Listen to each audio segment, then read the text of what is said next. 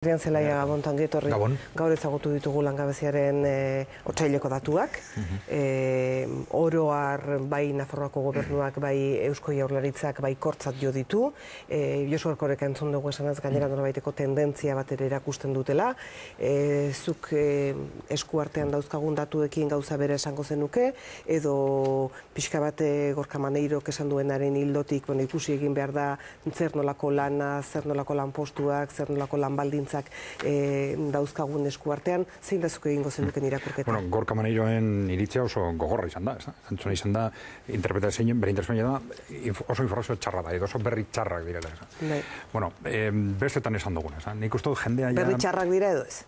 Itxaron, hori da kontua, nik uste dut jendea ja naskatuta dagoela horrelako interpretazioetaz, eta badaki gobernuan daudenak, edo hildo horretan mugitzen direnak, beti baikorrak izan behar direla, eta oposizioan daudenak, edo euren aldekoak eskorrak, eta orduan ja jendeak deskonektatzen dau, segun nok esaten dauen zer, ez? Eta nik uste dut gauzako objetiboek ikusita esan behar dela, azken informazio hori baikorra dela. Hau da, langabeziaren egoera hobetzen bada hilabete batetik bestera, hori positiboa dela. Beste gauza bada, Jaurlaritzak edo Erkoreka esan du moduan, hortik aparte, esatea, berreskurapen errekuperazio kontzeptua.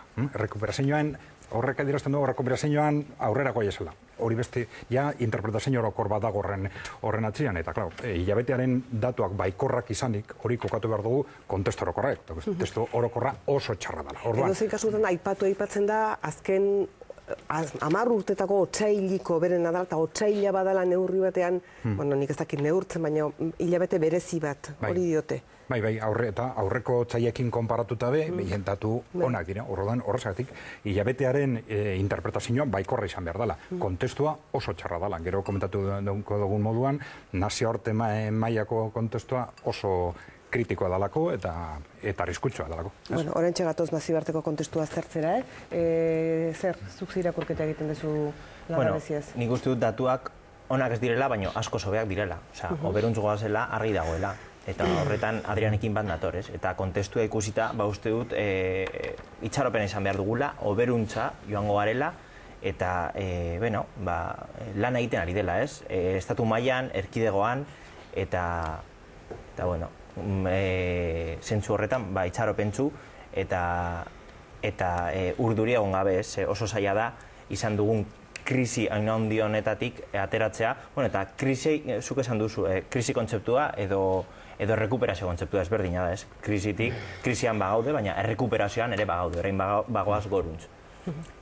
Nik dune diot Adrianek egin duen komentariora, ez da, esan du gobernuan basaude, esan behar duzu baikorra dela, eta oposizioan basaude ezkorra dela. Bueno, edo, segun kokatzen zanean, lanean zauden, ez zauden lanean, 100 euro irabazen dituzun, 3.000 irabazen dituzun, uste ez dela gobernuan egon edo oposizioan egon, baizik eta krisi honen eragina nola jasotzen duzun, ez? Eta hori ez da nahi dalako gobernuari egurra eman emateagatik. Nik uste ezin eskoa dela datu hau objektibo hitza aipatu duzu, positiboan edo negatiboan planteatu, enpleguaren nondik norakoak aztertu gabe. Eta justu urtarrian atea zan txostena, uste Sara de la Rica ekonomilariak aipatu zituen datuak, Eskola Autonomia Erkidegoa zala, estatu guztiko kontratu partzialak gehien zeinatzen ari ziana. Bai, borondatezkoak ez ziana, borondatezkoak badira oso ondo, ez? Orduan, horiek kontutan hartuta nik ez dakit nola planteatu aldean positiboki, hilabete batean langabetu kopurua jatxe dalako. Netzako imposibla da esatea hori positiboa dela, kontutan hartuta ze enplegu mota sortzen ari dan. Ezin ditut banatu inolaz ere. Bide batez esango dut, enplegu partzial horietatik gehienak emakumezkoanak eta bai. Hor bat egizu zer dan, niri gogorren gertatzen zaidana, da ikustea errekuperazio horretan, da ni horretan konforme nago, errekuperazio zantzu batzuk ikuste ote diran, eta horrek ematezkitzu harrapa esperantzatxoa, baina garbi xamar dirudi lana sortu, edo, langabezie pixka bat gutxitu, eta lanbaldintzak mejoratu biak batera gaurkoz ezinezko dirudiela. Ezkinezko egin dute. Egin dutela, bai, gertatu dela, bai. Nik dirudiela horretan ez dut esan nahi, hori dudarik ez dago, hori histori guzti baten ondorioz etorri da krisi hau, eta Euskal Herriaren bakarrik ez da nau, baina hor, gogorra ikusten da, lana jende gehiagok izango baldin badu, badirudi, ala ematen du, lan baldintzak onera ordez txarrera ingo dutela. Eta gainera, zuk emakumean esan dezun bezala, bestea da, zenbait adinetik gorakoak. 50 urtetik gorakoak ez dutela lanik inundik inora aurkitzen edo aurkituko kasi, eta gazte oso preparatuk ez daudenak ere ez da orduan, egitan, data positibo entzun, eta hola arnasa lasai hartzeko motiborikan ez da Galder. Nik esan nahi nioke Eiderri lehen, eta Jesus Marik ere, aipatu kontratu partzialaren asuntua eta gehiengoa emakumezkoak direla. Baina kontratu partziala beraz, nik ez dut ikusten kontratu txar bat bezala. Borondatezkoa ez dana, esan hainitzen aipatzen. Ez da zuk erabaki dezula, bai, zure bizitzan, egunean ez dakitzen bat ordu lan egitea baizik eta besterik ez daukazula eta batzutan daukazu 3 edo 4 kontratu mota. Baina ala ere ez dut uste txarra denik. Hau da, Danimarkan edo berdin zait edo Suedian edo herrialde hauetan kontratu partziala, herrialde hauetan kontratu partzial bila daude. Eta gehiengo... Eta zergatik. Hori esan nahi nuen orain. Eta gehiengo batez emakumeak erabilita kontratu horiek. Baina, karo, baldintza ona, baina kontratu partzialak dira. Eta gainera pertsona nahi ditu. Emakumeak edo amak? Edo, amek nahi dituzte. Ez da berdina. Bueno, amek nigaki da. Bai, eta ama ez ganak ere emakumeaga. Esan nahi jardun adibideagatik, bai, lanaldi partzialak eta emakumezkoak diala, gero askate beste ez dakitzen bat laguntza eta babesa, eta hori oso importantea da. Hala ere, aitak ere izan daitezke. Bueno, bai, edo aitak. Baina hori da aitak edo amak izan egin nahi nizun azpimarra da Danimarka eta Europako iparraldeko herrialdeak aipatzen direla, baina lanaldi partziala izanagatik ez direla gauza batzuk galtzen, badaudela beste babes batzuk, gizarte babes batzuk, eta badirela beste gauza batzuk, hemen lanaldi partziala ez egiten dugunean mai gainean ez daudenak. Baina adibidez Danimarkako eredua oso eredu gurea, baino oraindik ere askoz askatasun handiko eredua da. Gero egia da, desenplegu egoeran daudenean, badituztela askoz laguntza handiagoak, baina lege laborala askoz liberalagoa da gurea baino. Hau da, kontratuan, seguruenik Jesus Marik esaten zituen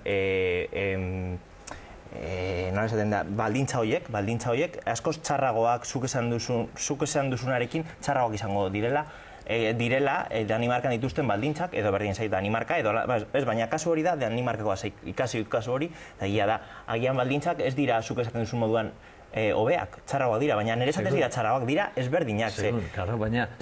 Lan eredua gaur egun erabat aldatu da, eta lan eredua mendebaldean egonda, Europan egonda, argi izan behar dugu, ez dela izango orain arte izan dugun, hau da, behin betiko lan bat izatea, eta mugikortasuna ez egotea, eta hori ez da bueltatuko. Hau da, egoerak aldatuko dira, eta zuk esaten duzu, hori baldintza txarragoak direla, txarragoak ez ezberdinak. Zuk lanaldi partziala nahi dezu izan? Nik ez. Orduan beste oso pakuk ez duguna. Baina nire egoera pertsonalean, ez dut nahi. Baina gaur egun bizirauteko oso zaila da lanaldi partzial batekin bizirautea. Beste da, kasu, kriston suertea. Gaur irratira. Ez? Bestela handak daiko. Gaur irratira deitu du batek, hain zuzen, otxaileko tatu hobek eta ematen juenean da zantzu, ni naiz, zean, hilionentan lana lortu duen editako bat, eta ordu zebakia. Baina, astean egun bat, azken idate lana. 8 orduko, baina, astean egun bat, eta noski, ezer gabe edo egun bat. Baina, behin betiko kontratuak bai handiagoak izan dira. Bai, kare, aurreko urteetan baina handiago, gehiago. Gehiagora fundamentu horiek ere, oain. Behin betikoak? Gehiagora fundamentu da, batzuk ere.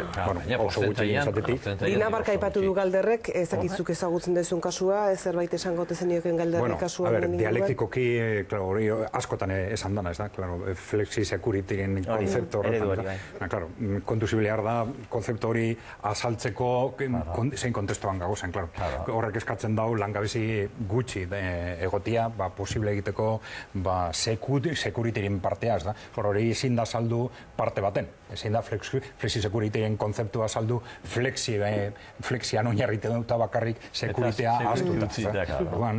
Kontestu makroekonomiko kontutuan hartu behar da hitz egiten hasteko. Lehentxago esan dezu nazioartieri ere begiratu behar geniola zenbaitaturen interpretazio egiteko? Bueno, bai, bat ez behoin aste pare bat atera dalako McKinsey zorrari buruzko McKinsey txostena.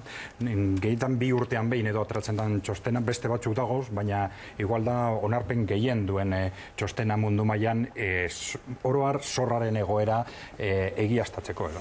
Eta datuak aurretik jakinda ziren gutxi gorera, baina baieztatzen dire oso datu eskorrak dira printzipioz. Zergatik, batez be, zorrak gutxiagora junbarik handiagotu indalako.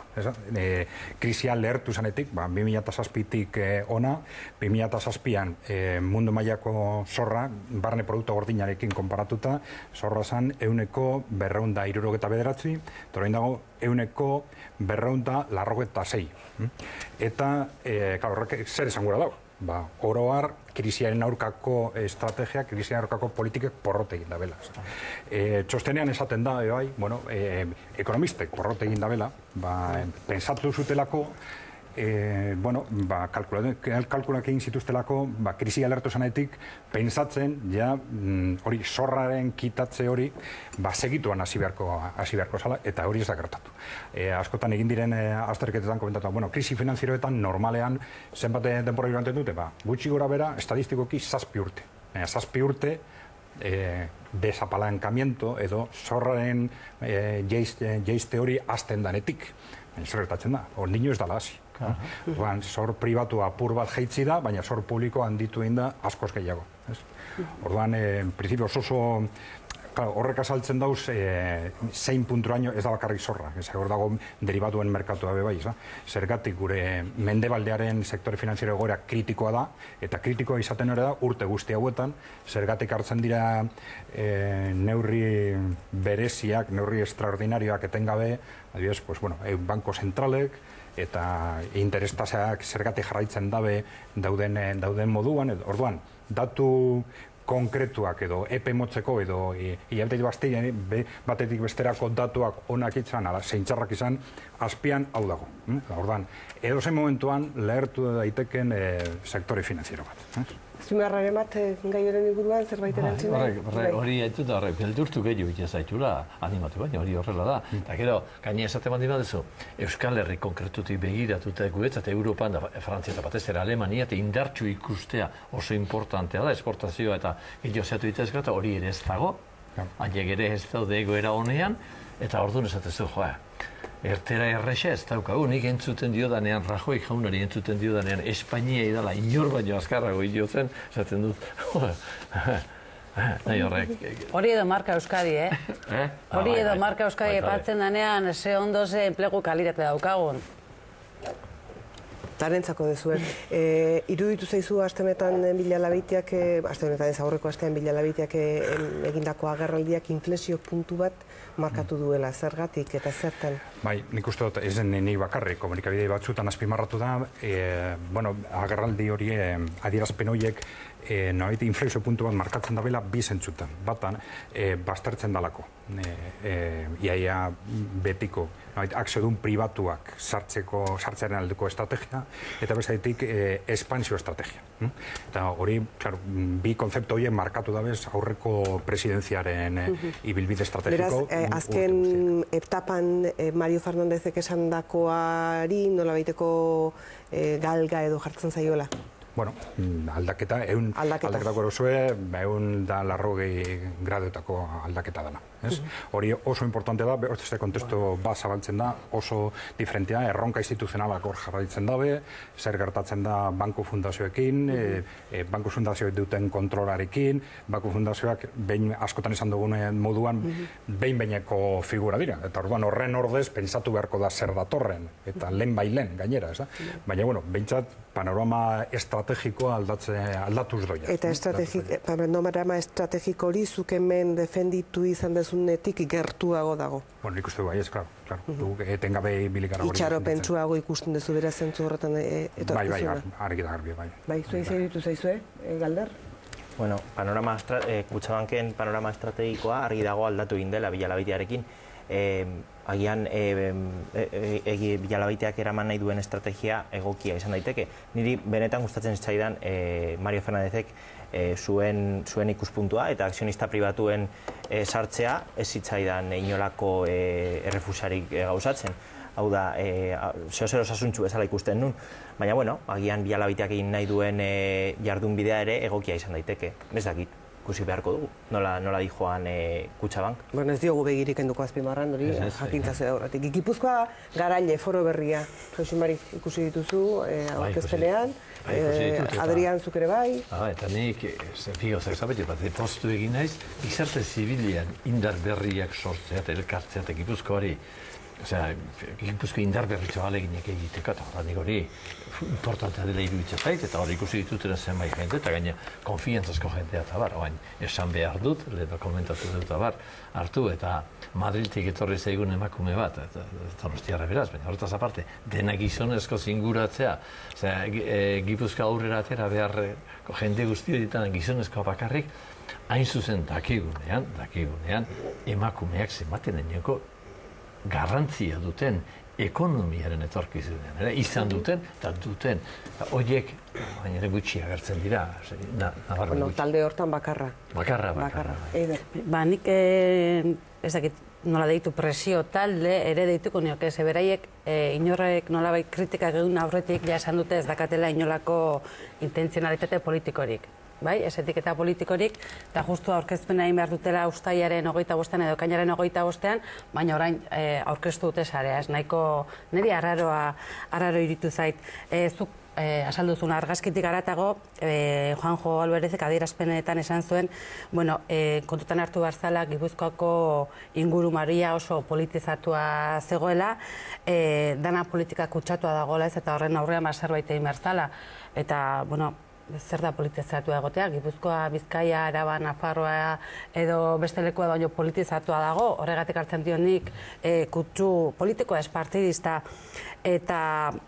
Zu kutsu partidista hartzen diozu? Bueno, ez alderdi bakarrarena, baina ez ait kontutan hartuta... Alderdi bakarraren kontrako esan nahi duzu? Agian koalizio baten, ez dakit aurkakoa, baina kontutan hartuta lehen zegoela Gipuzkoa aurrera, gero Bildu iritsi izanen hori, sare hori desagertu egin zen, eta orain antolatu da beste bat, gizarte zibila edo enpresariak, non instituzio nagusiek ez duten parte hartzen, hain justu Bildu dagoenean, eta ateratzen da hauteskundeak, baina 2 hilabete lehenago, eta nik ez ditut parte hartzaile guztiak ezagutzen, eta nola joango da, baina aurkezpenekoa ja aipatzea Gipuzkoako giro politizatua, eta dana politika eskutsatua dagoela, beste leku batzuetan bezalaxe, nik uste beste zerbait esan nahi zutela. Ez, baina ni berriz, ez dakite, ikola garrazo izu dute zu. Ez nik ez dut ezagutzen, nik beraien adierazpenetan esan dutena hori izan da. Juanjo Alvarez Barren, nik gehienak ezagutu egiten ditut, baina nahi, arrazoi bezala erabiltzen baldin badut, Juanjo Kala erabilizuen alegitea, hori lehenago sortu zenean, instituzioak ere barren zelako diputazioetak agintamentua sartu zenean, gero, hauteskundea datoz, eta demokrazia hori normala da, hauteskundeak aldaketa bat dakar, lehengoa, aldaketa bat baldin badator, lehengoa bota egiten da. Olakorik berriro gerta ez dadin, intentzio horrean ordez, beste intentzio baldin badator. Nik bere adierazpenagatik egin dut interpretazioa, Berriro hori gertatu ez dadin, gizarte zibilean, bat agintean edo bestea egon, aldaketa bat izan edo ez izan, horrek eraginik izan ez dezan, sortu behar dugu, gero lana egin beharko lukete. Sortu bat ima dute, hau, bueno... Nik ez dakit zergaiti sortu duten, Nik esan dutena interpretatzen dut. Nire interpretatzen ari nahi. Eta egin baldin badute, hain zuzen, gaur agintean, Gipuzkoan justu agintean dagoen koalizio horren aurka egiteko, horrek ez du etorkizunik izango. Gizarte zibila lan egin behar du politikoen kontra ez, baizik. Politikoen bere lan egin dezatzen Nik ez ezan politikoen kontra, Bera justu, ezin dut kasualitate bezala ulertu, aipatzea Gipuzkoako giro politizatua, eta hori bere adierazpenetan esan zuen. Enaiz imaginatzen hori beste lurralde historiko batean esatea. Gero ze ekimen jarriko dituzten eta ezin ditugu kritikatu ez ditugulako ikusi orain artean, baina bere aurkezpena, nik ezin dut kasualitatez hauteskunde aurretik kokatu, eta gero instituzioetik kanpo egotea, baina agian, ondo iruditzen zait, bai? Zuk esaten duzuna, gero ez, aldatzen badia gobernuak eta jarraipen bat izateko, beste aukera bat litzak, olerrako sare bat, kolorez berdinetako izatea, ikusiko dugu. Argazkiagatik, niri zeren isla, soziologikoki, genero aldetik, politikoki, eta batzuk hiltzat ematen duten klase soziala ere aipatzen badugu, ez dakit ze gizarte zibilaren isla dan, bakit oso kritika agertzen naizela, baina... Bueno, eske azpimarran nahi izaten dugu ituzunak eta besteak. Argazkia ikuseak, ez hori esan Gipuzkoako gizarte zibilaren isla bakarra ez behintzat. Baina zuk esaten duzunean, zergatik esan dute ez Gipuzkoako giro politikoan ni pentsatu. Berak esan du. Bai, pentsatu nahi dut. Politizatua eta kutsatua. Giro politizatua Gipuzkoari buruz egin delako, eta Gipuzkoako taldea delako. Bai. Baina ez tipanei adieraziko Gipuzkoako giro politizatua bezain politizatu ez dela bizkaikoa. Ez dakit esan duenak zergaitik esan duen hortik aurrera giro politikoa politizatua gaude. Argi dago. Eta non bezala, ez? Ni harreta ondizak nintzen hau entzuten, ze arabarra naz eta enun ni buruz inolako berririk. Baina harreta ondizak. Oso kurioso da edo El País, atera dagoen informazioa. Alde batetik komentatzen dago Gipuzkoa Garaiaren sustatzaileak nahita utzi dabez kanpo instituzioak. Claro, igual beste interpretazio bat egiten zuek esan dakoari, interpretazio politizatu bat ematen kriterio horreri, eta izenburuan jartzen dugu enpresariek Gipuzkoa Garaia sortzen dute. Claro, hori oso diferentea da. Claro, a ver, ekonomia sustatzeko egitura bat enpresariak sortzen badabe, hildo oso konkretu bat dako berarekin lotuta. Nik uste dut, Gipuzkoan berezekin gai horiek oso arriskutsuak dire, kontu handi zibiltzekoa. Hau da, horrelako egitura baten enpresariak badago eta sindikatuak ez badagoz, interpretazio oso argia dago. Hori ekonomiaren konzepzio konkretu bat dago atzetik. Karo, sindikatuak ez dira izan gonbidatuak, ni dakidanez. Ez bakarrik instituzioak, sindikatuak bez. Nik uste dut hori oso importantea da. Oso importantea da, ze honen atzian dago arrisku oso importantea da. Eta esan dudanez, Gipuzkoan nire ustez oso kaltekarri izan dela. Hau da, pentsatzea ekonomia gutxi batzuen kontua dela.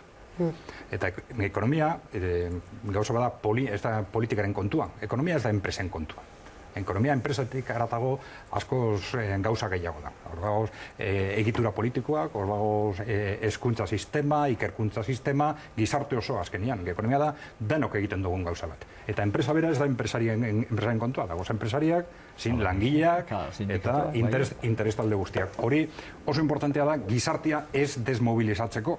Ze uste modugu ekonomia elite baten eskuetan, azkenean, modu baten izen bestean, horrelako mezuekin esaten ari gara ekonomia gure kontua da, Guk dakigu honetaz, eta zuek horretaz ahaztu, eta praktikan hori gertatzen da, zatitu egiten da gizartea. Eta ekonomiaren txatu hori da, igual gertatu lehiken gauzarik kaltegarriena. Orduan, oso adi ibili behar da gauza horiekin. Sindikatuak aipatu dituzunez, Angel Toña entzun dugu aste honetan, sindikatuak ekarriko dituen elkarrizketa sozialaren maira, berak esan zuen usten zuela lab gertu egon zitekela, momentuan jaso zuen laben aldeko erantzuna ere, ez dirudiela eta lab mai horretara erraz biltzeko daudenik. Edo zen kasutan nola ikusi dezu? Bai, Angel Toñaren adierazpenek egon dire, eta zebeken adierazpen batzuk bai, mesfidati edo horrelako mugimenduen aurrean. Gai konkretuak ez dira aipatu, baina, nik uste dut importantea dela jendea konturatzea, hor alde batetik, sindikatuen gehiengo sindikala mei horretatik kanpo dagoela. Horrek esan gura du, mai hori hankamotzan dagoela. Eta zeo zer egin beharko litzake alden neurrian hanka hori osatzeko. Gero, eure jakingo dabe, zeren arabera, edo zerrez, edo zerrez tabaitatzeko, eta zergatik ez dauden sindikatu horiek. Gai horiek ez dabe aipatu. Baina momentuz nik uste dut gai konzeptualki jendeak egoera horretaz konturatzea importantia dela. Aizu, badago kontu bat, gaur data batekin hasi dugu saioa, martxoaren 3. Martxoaren 3. hasi dugulako, dagoeneko 4. baldin bada ere, eta martxoaren 8. aipatuz amaitu nahi nuke, Nazio Batuen erakundeak data bat jarri du eta helburu batzuk ere bai, gizon eta emakumeen arteko berdintasunari begira, aipatu dituen arrazoien artean, ekonomiarentzako askoz ere hobea izango litzatekelako berdintasuna, pobrezia gutxituko lukeelako, emakumeok pairatzen ditugun hainbat desberdintasun ere pairatuko ez genituzkeelako. 2030 jarri du data, 2030 hortxe dago, eta ez dakit oitek bere garaian 200 urte beharko zirela ere esan zuen, ez dakit norako jarri duen 2030 urteko data hori, eta orokortu daiteken, Ze iruditzen zaizue? Bueno, ez dakit nola zehazten duten esateko lortu dala edo ez dala lortu. Kostioa da, kolektiboki, bai uste dudala nik denok irabaziko genula, baina kolektiboki denok irabazteko lehenengo gizonek galdu behar dute bere botere eta privilegio posizioak. Eta hori nik uste ezin dela ukatu, baina ez gara hitz egiten makroekonomiaz edo ez dakize instituzioetaz egunerokotasunetik. Orduan, berritasun lortzeko batzuk nolabait eskailera bat jaitsi behar dute. Nik derrigorrez. Zuek zuen posizio privilegiatuak utzi behar dituzue, berdintasun egoera bat egoteko. Zuek orokorrean ez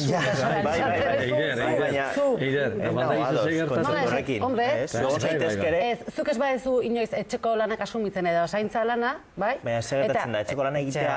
Zaintza, agurena, amunena... Egunerokotasunetik aina hitz egiten. Inoiz badezu egin, eta ez dakit berdintzait, familian ez dakit zerra bar, onartu izute eta berdintasun egoera baten egin beharko zenuke.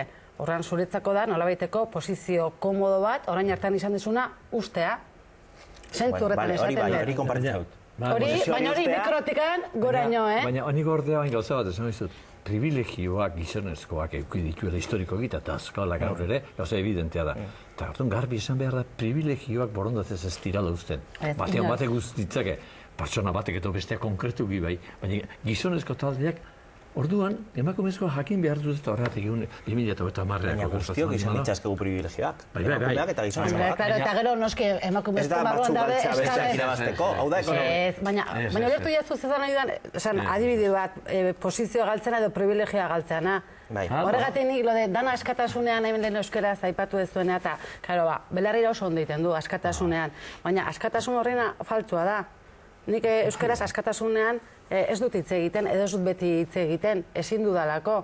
Bai, orduan esatea bezala, nahi baduzu euskaraz hitz egin, nahi badu paretari begira. Ez berdina aplikatzen dut horrelako kontuekin. Badakit alderdi popularra, adibidez kuoten aurke dagola. Ni behintzat erabat alderdi popularra. Sinisten dezulako meritokrazian, baina nik ezin dut hori apoiatu, ze ez dut ulertzen emakumezkoak adibidez tontagoa geanikan, genetikoki eta biologikoki. Baina nola meritokrazia defendatzen baduzu, esan nahi duzu gaur egungo postuak merituaren arabera banatuta daudela. Orduan... Ez, orain arteko postuak daude banatuta historian zahar gertatu den desberdintasun honengatik.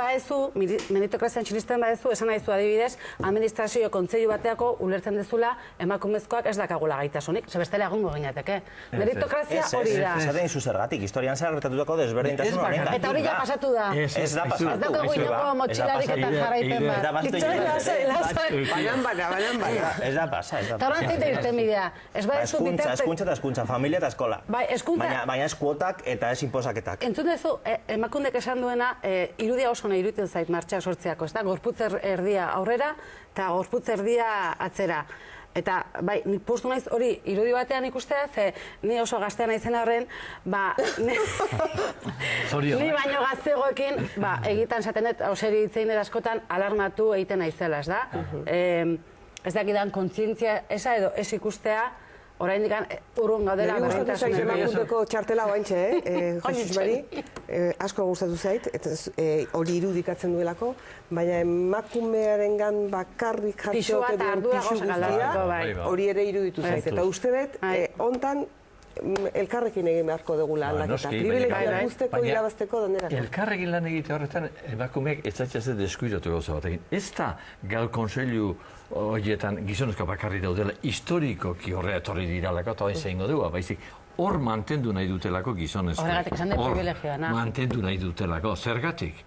Hor mantentzea, eta konseilu horietan egotea askoz ere errazagoa delako, 85 urteko Aiton Amona zaintzen aritzea baina. Askoz ere errazagoa. Bueno, edo ez. Aiton Amona zaintza ez da erraza? Osa, ez da zaila? Oso zaila da. Askoz errazagoa dela kontseiluetan egotea. Aiton Amona zaintza eta gainera. Barduan agian prestigio handiago da Aiton Amona zaintza kontseiluan izatea baino. Lan horrek ez dauka aitortzarik gure gizartean ez dauka. Doainik egiten da gehienetan. Baina zuk galdetu duzu gero, Aiton Amona zaintzen dauenari ze irabazten duten eta ze irabazten duen kontseilu batean dagoenak. Eta errekonozimendua gizartekoa, dana da. Orduan, hori denak kendu inbezet, hori ez da erresa. Oain, nik konforme nago, zuk esan duzun gauza batekin. Hau, berdintasuna lortzen goazen einean, luzera, hori danontzat izango da mesede. Baina gizonezkoek, txipa asko aldatu beharra daukagu. Eta hortarako prestatzea ez da erresa. Eta zuk edukazioa esan duzuna, horrek ez dakizu zeiderki, zei itxuen, eta nik 40 urte pasaitut, 17 urtetik, eta 3 urte arteko egin lanean. Eta badakizu, nik gauza positibo kantidetea, esan dituzke gaurko gazteetaz, baina zerbait negatibo esaten hasi berbanu edo negatiboa. Mingarriena badakizu zer dan? Matxismoa indartzen ari ote den berriro gaztetxoetan. Matxismoa gizonezkoetan, mutiletan noski, eta nesketan ere. Ze kristo, hau ze pasatzen nahi da. Bat natorzuekin horretan. Hori oso importantea da, eta ez da erresa horri buelta ematea, ez da erresa. Askoz erresagoa da, esatea, 2010an berdintasunean egon behar dugu. Hori oso erresa da. Guztiz konforme nagoen, berdintasuna urruti dagoela. Egon bezala. Oso urruti hemen eta beste herrialdeetan. Eta gori beste emakume askokin konparatuta privilegiatu batzu. Noski. Jaixi Mari Mujika, eskerrik asko.